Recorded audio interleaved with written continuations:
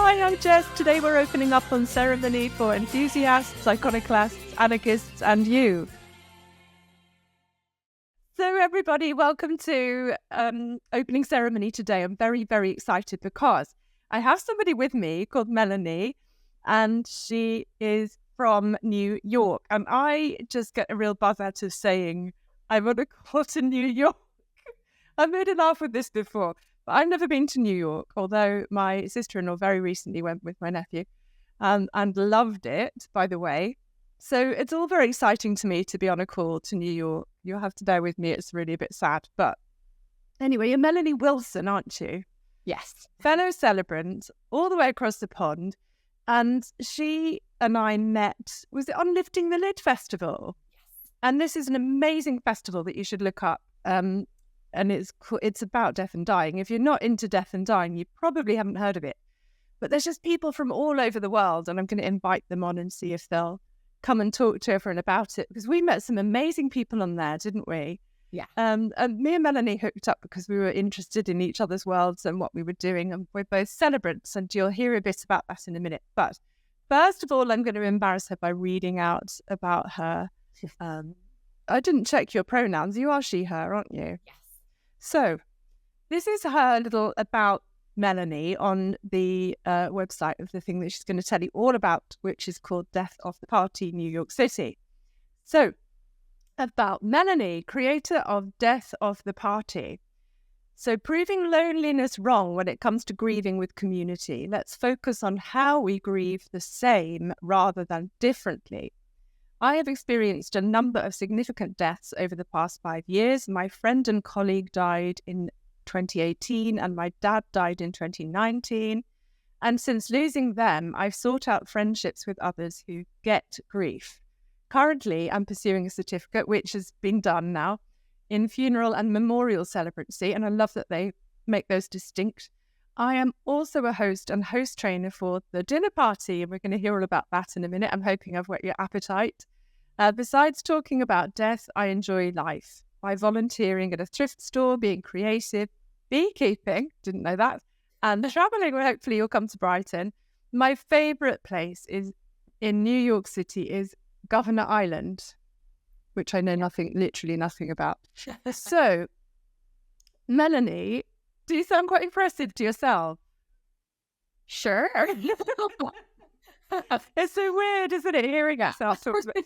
Anyway, I had to get someone to write my about me in the end. I wrote it and it was fine, but then I got an editor in and they sort of hacked it to bits and cut all the, the fluff out, which is great. A pain to do that. But then when I read it back, I was just cringing. It's awful. It's all about how great I am. And I'm English, so it's even worse. That's hilarious. Yeah. So I'm going to invite Melanie to tell us all about Death of the Party in New York City, first of all, and then we'll get on to what she's up to now. Sure. Yeah. So thanks so much, Jess May, for inviting me on. And yeah, it's great to connect with you. I think I did mention to you last time that we spoke that I lived in England when I was little. So I love being able to connect with you. And it, brings me back to when I was much younger as well. So last year I started I call it an event series, but now it's kind of morphed into a bit of a community called Death of the Party, where there are different events that I host that are based around grief and creativity and how to kind of explore your grief within a creative and different lens. So basically, it started by me wanting to create a space where folks who have all experienced loss of someone significant have us come together and be able to be in a space where we don't have to hide that part of us.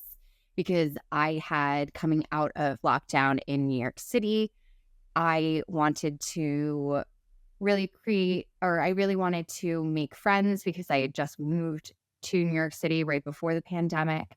And I was missing having people around me. So when we were coming out of lockdown, I was excited to go out and go to events. And I found myself ending up telling people that I had moved to New York City because of my dad's death. And people found that pretty awkward sometimes. The people who didn't find it awkward were folks who could understand and had some sort of experience in their life, right? And that was really important to me to be able to connect with them. So I kind of wanted to figure out how to imagine what a space would be like if everyone came to that space with this same understanding. And, you know, in a public space, that's not something that you can always suss out, right? So I put this together.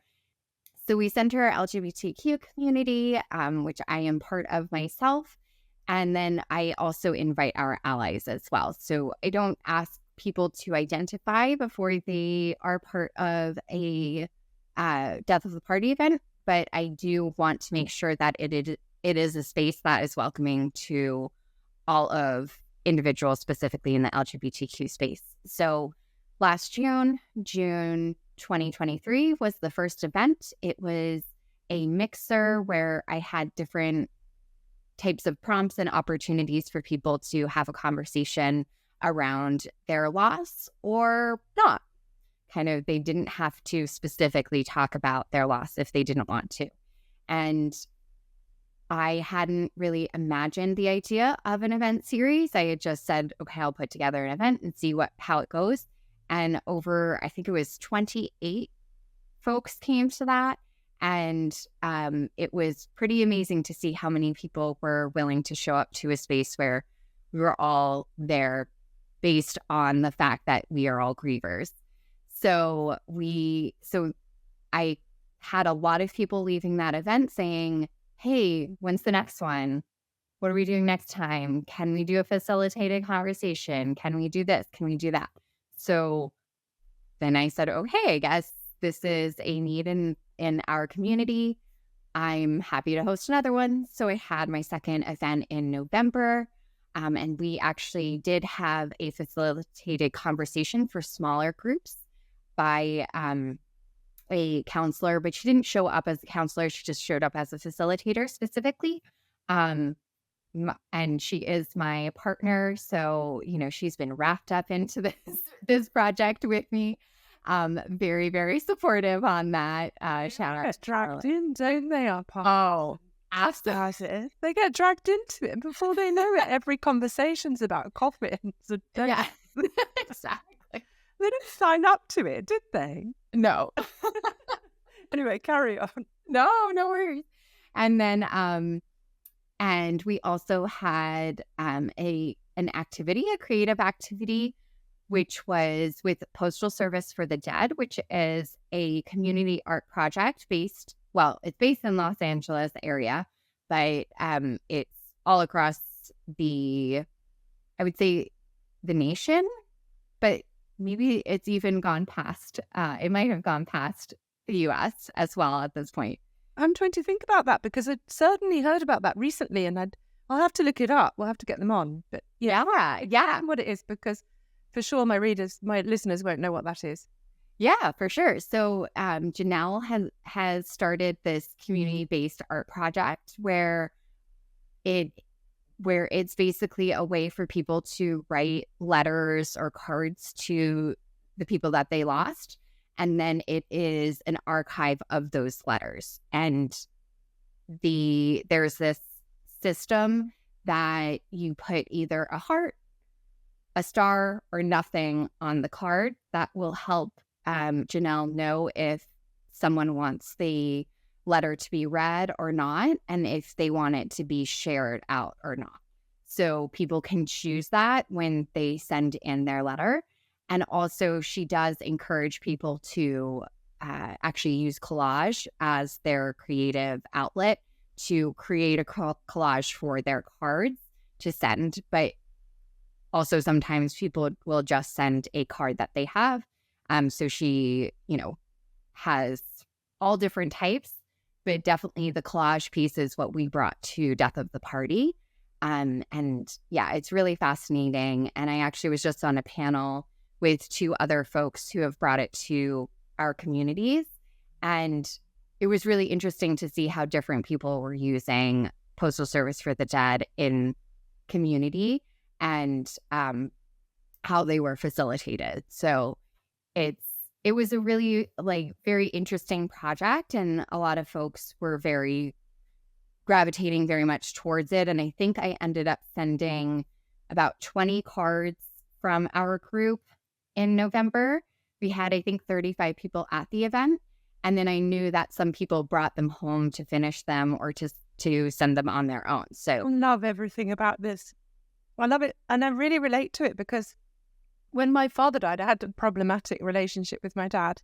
And when he died, I wrote a letter, long before I even knew what people did. It was a long time ago, and I just had to settle something with him. And I wrote it and put it into his grave, actually. yeah. So I really resonate. And I love the idea that you can do a creative activity alongside others, because that can facilitate a conversation in ways that nothing else can. Creativity and shared creativity. It's like colouring in when you're a kid, isn't it? So yes, I love that. Yes. Anyway, carry on. Say more.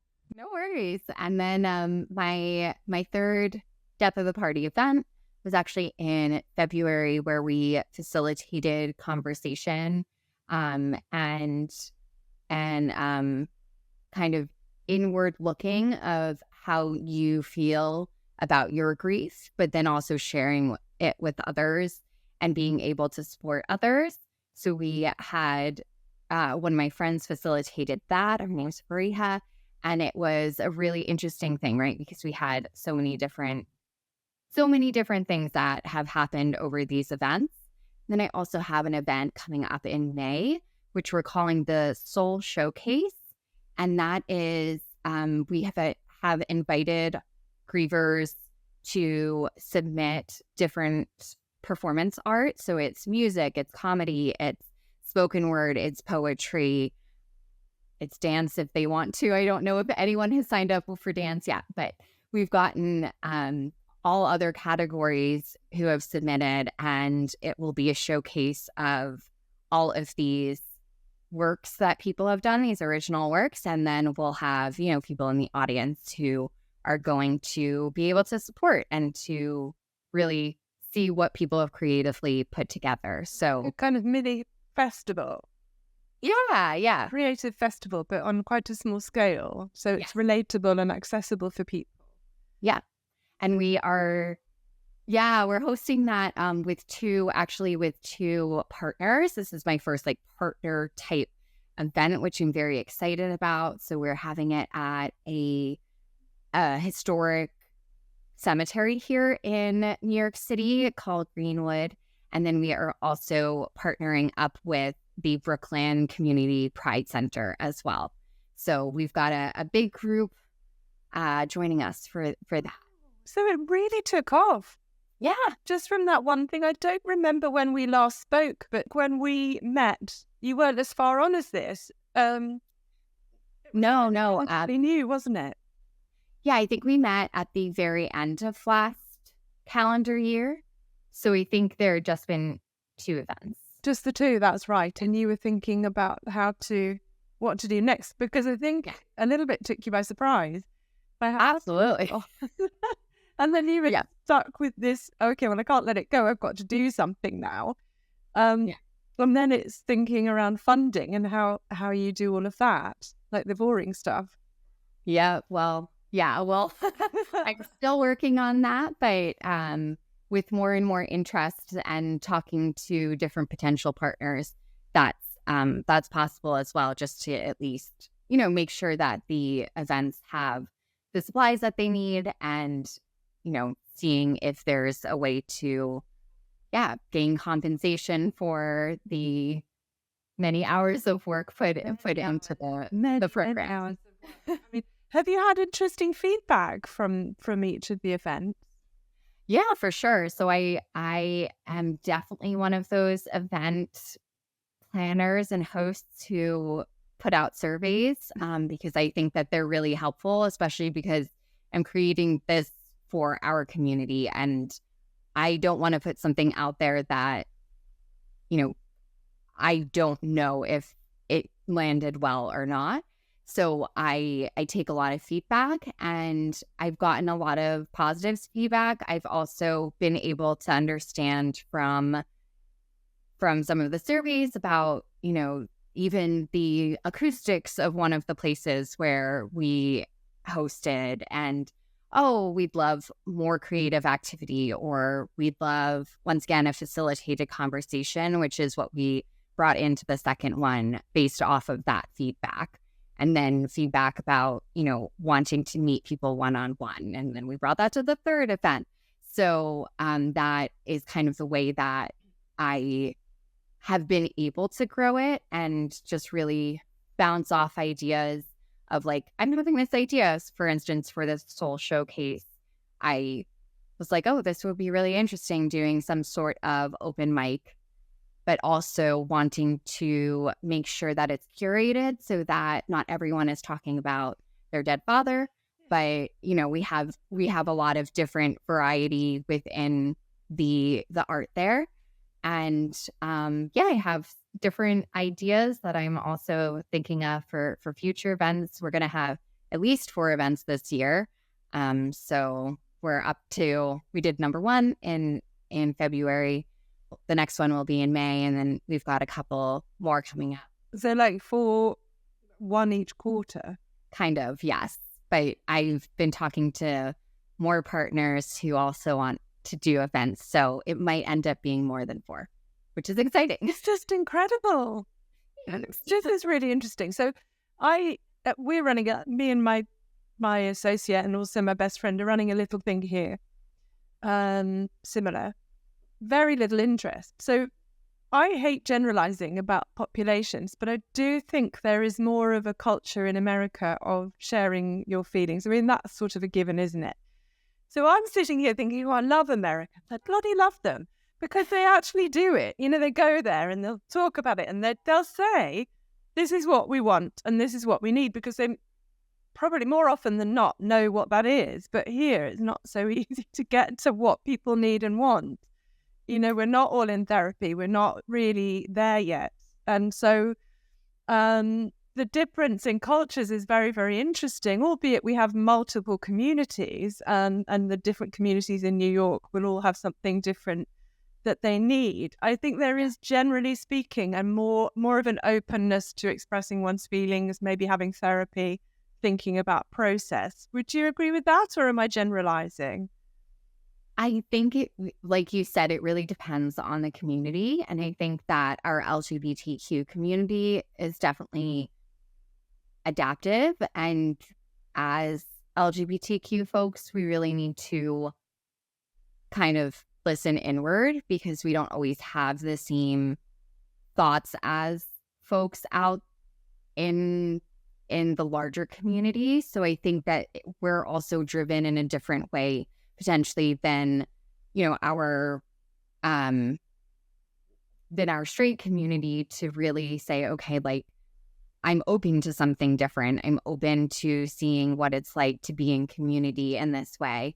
And I will say that Death of the Party, people didn't really come saying like, this is what I need, but it's great to see on the surveys how they're reflecting on it, right? They said like, I didn't know I needed this, right? And also I've had a couple of people have experiences at the events where they're like, you know what, this is not for me. This is too much for me. And at the most recent event, because it was being facilitated in a space and there was going to be facilitation throughout the whole event, I did start off the evening with saying, we respect the fact that this might not be for you, and we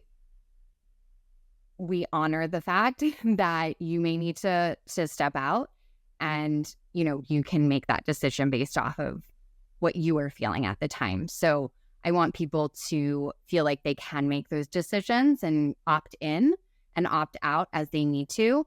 I also respect that everyone's an adult and they need to make that decision themselves. I can't create a space that's going to be safe for everyone. And I make that distinction that it's more of a brave space than a safe space, because I can't tell people that people feel safe when they either talk about their grief or hear about someone else's. I don't know what their triggers are.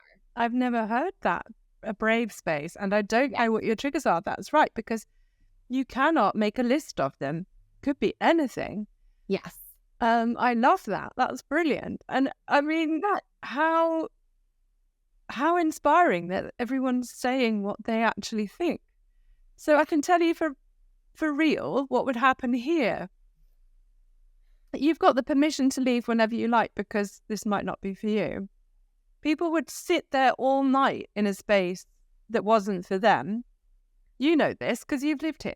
So I mean, it might be a bit of a while ago, but they would sit there, maybe bitching about it to someone else, and then leave and never come back. So I'm being really mean about my own community, because I'm like that as well. I'm speaking for myself as well. Like my best friend's Danish, and it drives her mad that we don't say what we think. So I think the fact that you're modeling choice and freedom to choose and not taking anything personally. Yeah. It's so hard when something's your baby. It's so hard to distance yourself from it, isn't it? But I definitely take it personally. Yeah. And I have to be talked down from that. Well, with your wife or your partner? My partner, yeah. Your partner is a therapist, so you're all right there. You've got it covered. So this is the most brilliant thing. I'm so excited for you that it's taking off. It's wonderful. And alongside that, you've been training to be a celebrant, like me. And it sounds as if your celebrancy training was very comprehensive. I'm really keen to hear about the model for that, where you studied in New Jersey, but online. Yes. Share us about that. Yeah, for sure. So I took my training and certificate program through, it's called the Celebrancy Foundation and Institute. And I think they've had a certificate program for, I want to say, over 20 years now, but I could be wrong. But it's been a long time. And I found them just by talking to someone who originally even told me that celebrancy was something that didn't have to be faith-based, because I didn't realize that. But a faith-based celebrant told me, oh, you can do it as well. And I was very intrigued by that and excited to hear that. And then she put me in touch with a couple of folks who had done their celebrancy training through it's CFNI in short form. And I kind of thought it was a no-brainer after talking to a few people and really understanding how comprehensive the training was. So it was 5 months, and it was in 2 different parts. One was the fundamentals of celebrancy, where everyone who wanted to take the training at the same time would take that fundamental piece. And that was about themes, about storytelling, of course, about kind of just the general way of having an interview with a client, and kind of how you would create a ceremony around that, and the information that you do gain from that. And then each person would choose their track. So I chose funerals and memorials. And then other folks chose weddings, and then there's also life transitions as well. And so I actually had a classmate who did multiple at the same time. So she was very ready to kick off her celebrancy work in multiple areas, but I focused on funerals and memorials. And then it was really comprehensive about that track. And we had, I think it was 8 or 9 classes.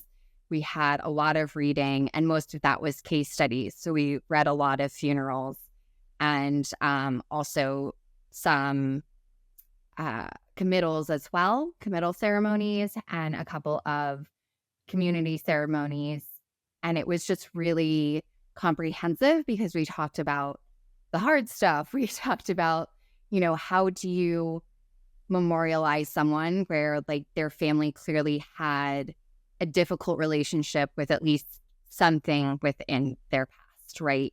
Or how do you bring up that someone had, had been an addict, and bring up the different things that, might be difficult? Or if it was a death of despair, how do you memorialize that, but not harp on that, right? And be real and not make someone sound like a saint, but really bring their reality and what they have given to their family and their friends, bring that to the forefront. So it was very helpful. I don't think I would be confident in being a celebrant had I not had gone through a comprehensive training, because I've never done something like this before. And that's so important. And I'm really thrilled because, that's sort of my area.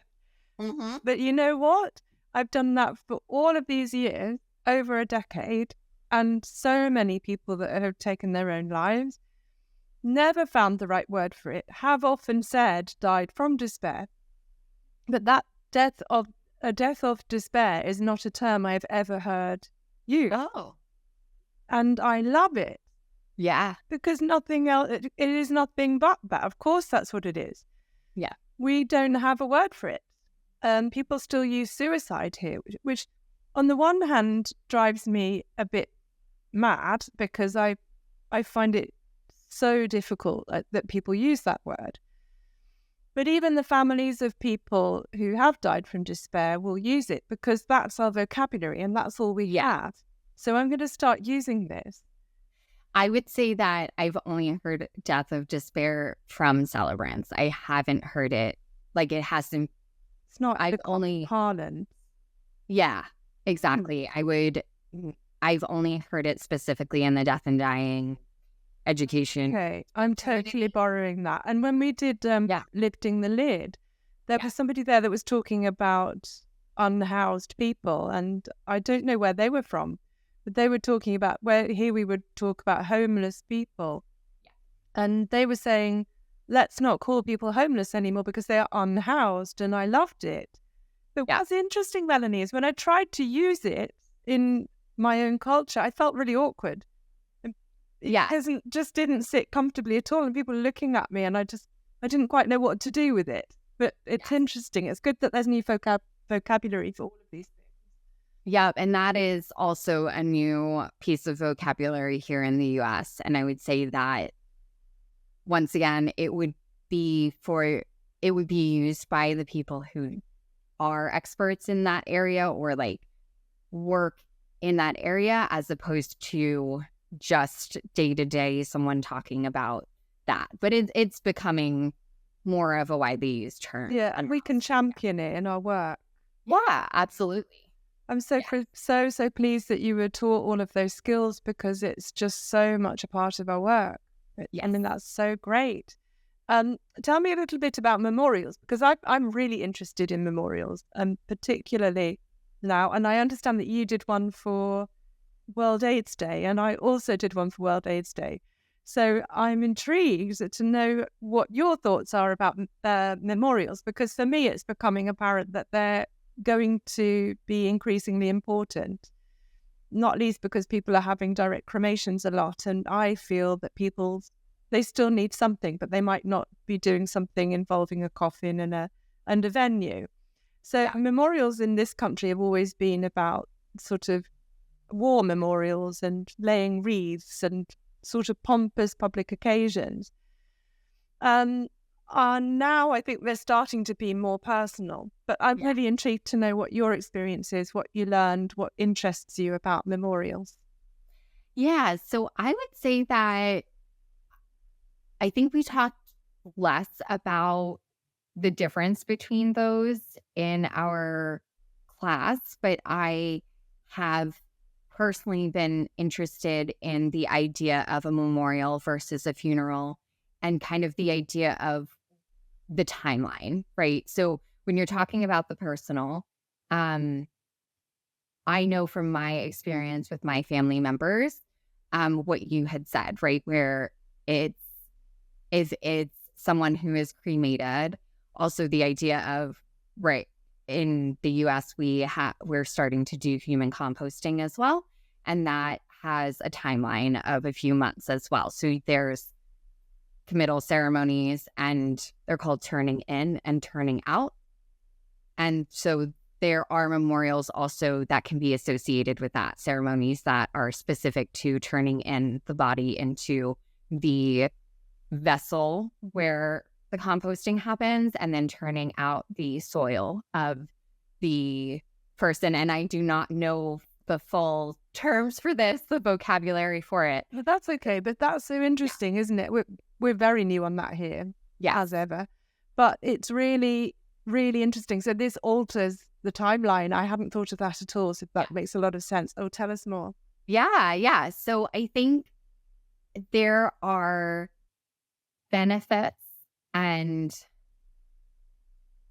challenges with the idea of a funeral being within a week or two of someone passing, right? Like when my father died, I remember us saying, okay, we should have a memorial. We did not have his body with us because we donated his body to science, and we were going to get his cremains many months later, but we still felt that we needed to have a funeral right away.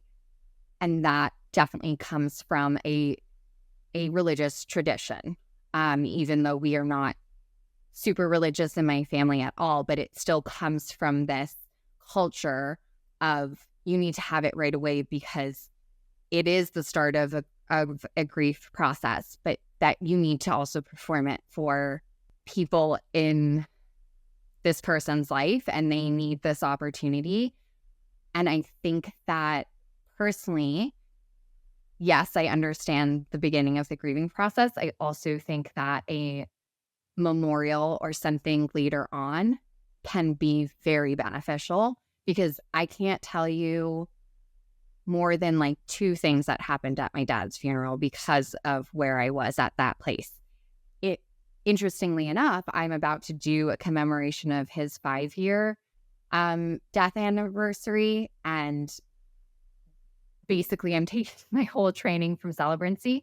I'm also talking to 60 plus people who knew him, who are still very interested in talking to me about my dad 5 years later and putting together a commemoration for him. And that is super powerful for me. And I know it's very, my family is very interested in it, and we're doing it together.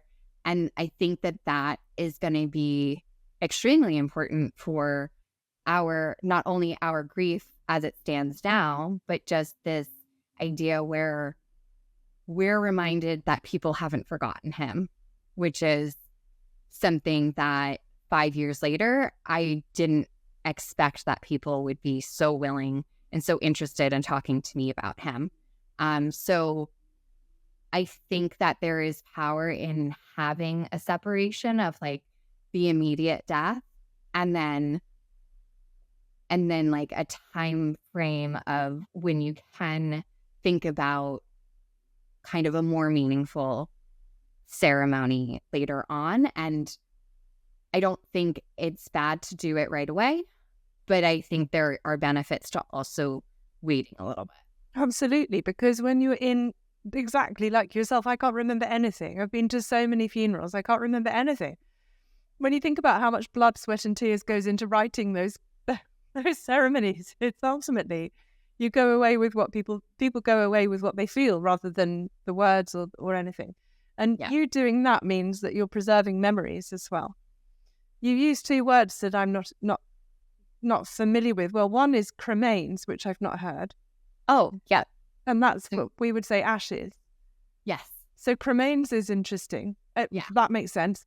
And you also use the commemoration, which is obviously a word that we use here, but we haven't used it in reference to funerals or any kind of memorial. And I really like it because it takes away from this memorialization with this kind of pomposity. But I think what you're saying is you've reached the same conclusions as I have. And that might well be because we've grieved so much that you don't have anything left. So you have this limited capacity on the day And then you have an assumption in your mind that, so you and I might ask questions that other people wouldn't ask, like, would you be willing to talk about my dad? But I think for the most part, even in my own work, I would make an assumption that people would be unwilling, that it would seem like the time has passed. So in general here, we would think the time has passed, it's too late. I spend a lot of time saying to people, it's never too late. And I really think that. Now, on the 10th anniversary of my mother dying, I had a real moment, and I don't think about her all the time. I'm not really in a state of grief all of the time. I know a lot of people do feel like that, but I don't. But on that day, I was really, really upset because I realized that 10 whole years had gone past. And I've read that in all the textbooks, and I just thought, oh, that won't happen to me. I didn't even think about it. And I was struck by this realization that we'd planted a tree for her and my dad, and that tree would now be 10 years old, that you might even be able to sit underneath it. And that passage of time felt really difficult. But it never crossed my mind to get in touch with people and say, would you like to do this? And I honestly think within my own family, they wouldn't anyway. And I might be right about that assumption. But the fact is, I didn't ask. I didn't feel able to ask, as though that was culturally an acceptable thing to do. I didn't know how people would feel about those kinds of questions. So I love that you've had, I mean, that's a brave space as well, saying to people, will you be willing to do this thing that I want to do? So that's fantastic. Thanks. 60 people is a lot of people to... I mean, it's taken me years to do, because I really thought about it maybe 2-ish years after his death. And then I did have that idea of like, has the time passed? Will people remember him? And I was almost in a raw state where it was like, if I don't get the response that I would like, then I'm going to be upset. So that actually stopped me from doing it for a little while.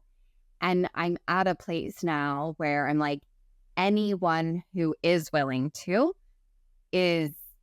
I'm very willing to hear from them. And interestingly enough, so we have a very small family. So most of the people are not family members. They are his friends from when he was younger. And then there are a lot of colleagues. And actually the response from his colleagues is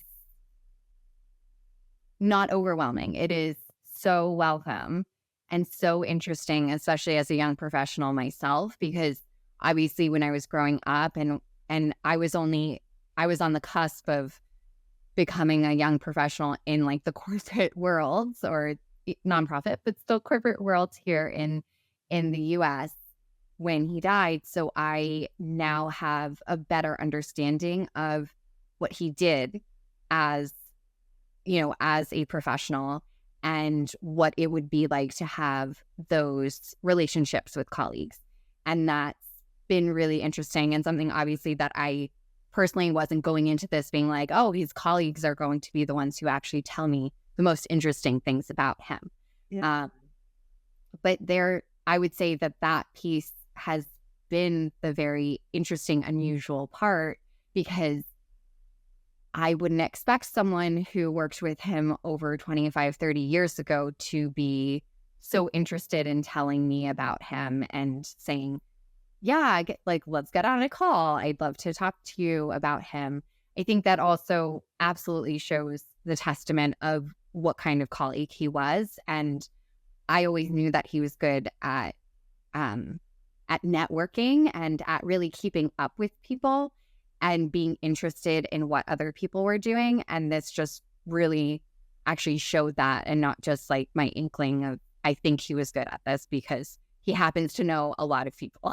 That's incredible. That was before he was your dad as well, in a way. I mean, so you've got this whole, and this is what people perhaps don't understand, and that I really want to impress upon my listeners.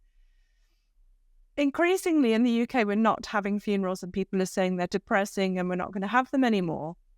And one of the reasons why I think that's sad is because you don't get to hear about your dad before they were your dad. You don't get to hear about them when they were just a bright young thing or an early professional, or you don't get to hear the perspective of that person that you will never have seen because you've never been stood at that point in their life looking at them from that place. And I think it's like a prison. So I really love that you're getting all of that feedback about him. That's extraordinary, isn't it? After such a long time and having known them so long ago, that's making a massive impression on a person. And to know that his memory is somehow living on, and that those people miss him, that he's left a part of himself there. Yes. Yeah, it's very exciting. Actually, I have something fun to show you that's hanging on my wall. That I like randomly found it at my mom's house after she moved. But so we moved to England when I was 3 because of my father's job. And this might actually be backwards. Oh, it's the Queen, isn't it? Yes, they put his face on the Queen as a going away present. And so it says, "Congratulations, now you're sitting pretty. What a drag it will be without you." I forget what your dad did. I think you did tell me, and I forgot. Oh, he was in marketing. And it's all signed on the back. It says like, "Goodbye, Tony. Well, like, have a great time," because he was being transferred to England for his job. So I was like, "Oh, that's perfect." No, that is really perfect. Are you going to put all of the stories into a book, or what's the plan for that?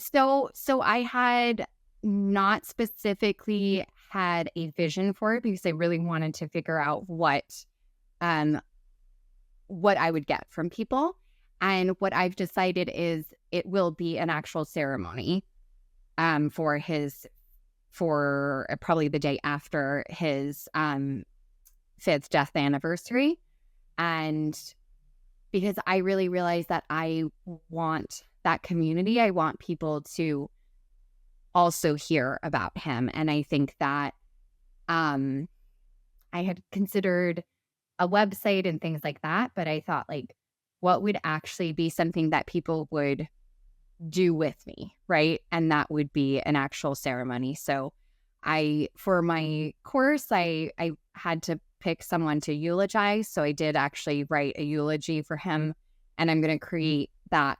I'm going to kind of build that out with the stories that are from people, and then also share pictures and things like that. So it'll be probably hybrid, because some people do live nearby and others probably won't be able to come, and that's totally fine with us. So we're gonna probably just do a ceremony because I think that's like the most significant for this opportunity. And you get to gather and hug. And where will you have it? What have you do you have a venue in mind? Still figuring it out. A tricky question, actually. It is because it's like, we're going to base it off of how many people actually think will come in person. Like, if it's a small gathering of 10, 15 people, then we can have it at a home. If it's more, which I think it will be realistically in person, I think it will be a smaller group, based off of just where people are located. I can't wait to hear more about it. So we're aware that you were tight for time and I held you up eating kimchi. So we're all obsessed with gut health in this country. All of it. So I've got just a couple of questions that I ask all of my guests. The first is, do you have an example of a ceremony, if you can share it, that you really thought was awful? They're going to ask you your worst ceremony and your best ceremony. I would say the worst ceremony would be those that are the ones that are just insert this person's name here type of ceremony. So not to completely call anyone out, but there were a couple of times in different people's lives and death processes when, a priest is asked to come, and I've literally had it where a priest is saying the last rites or something like that, and then leans over and says, "What was this person's name again?" And it's just a lot to be part of that, right? So I think that is probably the worst experience, because it's like you could have asked their name prior, and also like you didn't spend more than 5 seconds thinking about this person as a person, is how that feels. Yeah. Yeah. Dehumanizing. Exactly. And then best ceremonies are, I would say, the 2 funerals or memorials that I went to that had the opportunity for people to go up and speak about the person. So interestingly enough, in our celebrancy course, we talked about how that can be unruly sometimes, and that can be a difficult part of a ceremony for a celebrant to facilitate. However, I know how important that was to me during my dad's memorial, but then also my friend's death as well the year before, and giving that opportunity to go up and speak was really important to me. And I was able to then connect with people afterwards because it showed that I was willing to speak about it, especially since I was there when she took her last conscious breaths. So I think that being able to release that, because it was a traumatic experience for me. So to have an opportunity to speak at her ceremony without having to say, like, I'm definitely going to speak or I'm not going to speak, but being invited to speak if that was what I wanted, as well as we were invited at the beginning or at the end to sign her coffin, because it was I think it was cardboard. It was like obviously pretty heavy cardboard, and everyone was invited to sign and like write to her on it. And that was really powerful as well. So that's to do with contributing, isn't it? Yes. To giving. And for listeners who are not familiar, we're not talking about something structured where someone comes up and Auntie Margaret's going to speak and do a reading and then a hymn, and then we're talking about keeping it an open space. You're not likely to see this happen in a crematorium because you only have 20 minutes, and that is the unruly thing. The unruliness doesn't matter if you have a different venue. So if anyone is thinking about or is planning a funeral right now, think about that. If you have a different venue, and actually if you have a memorial, you have a lot more time with which to leave the space open and invite people. It's like an open mic, essentially. Yes. And then people who come who feel moved to speak in the moment will speak in the moment and otherwise won't. And there's no pressure. So you don't have that awful feeling the night before, and you don't have to learn anything or remember anything. Yeah. You just do it or you don't do it, depending how you feel. So that's lovely. I love all the signing of coffins as well. It's brilliant. I'm aware of the time, and I don't want to keep you any longer than, when you're busy. And I feel so grateful for you in the world, and so grateful for your time. And I feel quite moved, actually. I've loved hearing you speak about all your endeavors. Can you tell people where they can find you on the Instagram and all the socials and all the things? I bet you're on TikTok now, aren't you? I'm not on TikTok. You're not. But you're young. You're meant to do this stuff. I will need someone to help me a lot on that one if I do that one. Yeah. But yes, I'm at Death of the Party NYC on both Instagram, and then my website is deathofthepartynyc.org. And I'm also deathofthepartynyc@gmail.com in case there's anyone who wants to reach out to me.